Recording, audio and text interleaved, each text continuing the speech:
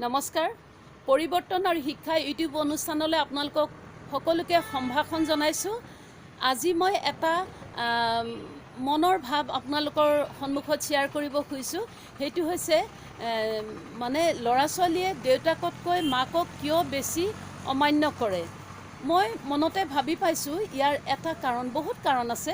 তাৰ ভিতৰত মই এটা কাৰণ মানে মনতে ভাবিছোঁ, সেইটো হৈছে দেউতাকে ল'ৰা ছোৱালীৰ সন্মুখত মাকক বেয়া ব্যৱহাৰ কৰাটোৱে হৈছে ল'ৰা ছোৱালীয়ে মাকক অমান্য কৰাৰ প্ৰধান কাৰণ। শিশু অৱস্থাৰ পৰাই যেতিয়া ল'ৰা ছোৱালীয়ে ভাল বেয়া আপোন পৰিয়াল কাকো চিনি নাপায়, সেই অৱস্থাৰ পৰাই ল'ৰা ছোৱালীয়ে দেখি আহে যে দেউতাকে মাকক বেয়া ব্যৱহাৰ কৰে, কথাই কথাই গালি পাৰে ল'ৰা ছোৱালীৰ সন্মুখত, তেওঁক সৰু দেখুৱায়, তেওঁৰ কথাৰ কোনো গুৰুত্ব নাথাকে, তেওঁক কেতিয়াবা শয়তান বুলি গালি দিয়ে, কেতিয়াবা একো নাজানে বুলি মানে অজ্ঞানী বুলি গালি দিয়ে, কেতিয়াবা হয়তো অশিক্ষিত বুলি গালি দিয়ে, কম পঢ়া বুলি গালি দিব, বিভিন্ন ধৰণে গালি দিব। আৰু ল'ৰা ছোৱালীয়ে কিবা বেয়া কাম কৰিলে সেইটো মাককে দুখ দিয়ে।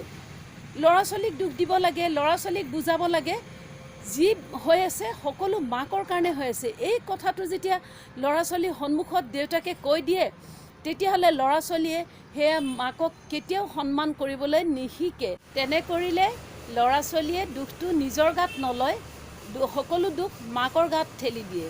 সেইকাৰণে প্ৰতিটো কথাত ল'ৰা ছোৱালীয়ে মাককে দুখে, যেনেকৈ দেউতাকে দুখে, সিহঁতৰ ভুল কৰ্মৰ কাৰণেও সিহঁতে মাককে দুখে।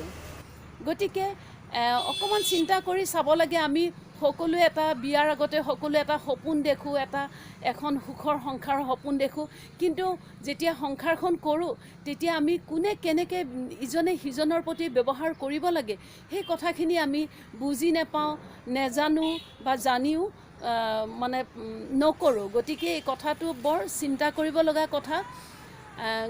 গতিকে কেতিয়াবা অৱশ্যে এনেকুৱা হয়, কিছুমান পৰিয়াল মানে মাদাৰ ডমিনেটেড থাকে, মাকে ডমিনেট কৰি ৰাখে। তেনেকুৱা পৰিয়ালত আকৌ কি হয়, মাকে কি কৰে, ল'ৰা ছোৱালীৰ সন্মুখত দেউতাকক বহুত বেয়া ব্যৱহাৰ কৰে। তেনেকুৱা পৰিয়ালো আছে। সেই পৰিয়ালত কিন্তু আপোনালোকে দেখা পাব যে ল'ৰা ছোৱালীয়ে দেউতাকক বেয়া ব্যৱহাৰ কৰে। এইটোৱে প্ৰমাণ যে ইজনে সিজনক বেয়া ব্যৱহাৰ কৰাৰ কাৰণে আচলতে সেইটো এটা মেজৰ কজ হয়, মেজৰ কাৰণ হয়, যি কাৰণে ল'ৰা ছোৱালীয়ে মাক দেউতাকক অৱমাননা কৰিবলৈ শিকে। সৰুৰে পৰা তেওঁলোকৰ এটা ধাৰণা হৈ যায়, এই মানুহজনী একো নাজানে, দেউতাই গালি দিয়ে, গতিকে তেওঁক এটা পজিশ্যন দিবলৈ নিশিকে। আৰু তেনেকৈ মাকে গালি দিলে দেউতাকক এটা পজিশ্যন দিবলৈ নিশিকে।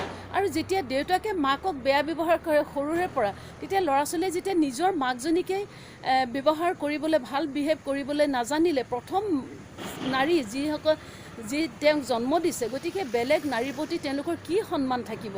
গতিকে এইবোৰ বৰ চিন্তা কৰিব লগা কথা। সমাজ পৰিৱৰ্তন হৈছে, আমিও পৰিৱৰ্তন হোৱা দৰকাৰ। আৰু শেষত মোৰ ভিডিঅ'টো যদি আপোনালোকৰ ভাল লাগিল, আপোনালোকে লাইক কৰিব, শ্বেয়াৰ কৰিব আৰু ছাবস্ক্ৰাইব কৰিবলৈ নাপাহৰিব। কাৰণ মই মোৰ পৰিৱৰ্তন আৰু শিক্ষা ইউটিউব অনুষ্ঠানত বিভিন্ন ধৰণৰ ভিডিঅ' আপলোড দি আছোঁ, বিভিন্ন ক্ষেত্ৰত আপলোড দি আছোঁ। চ' আজিলৈ ধন্যবাদ।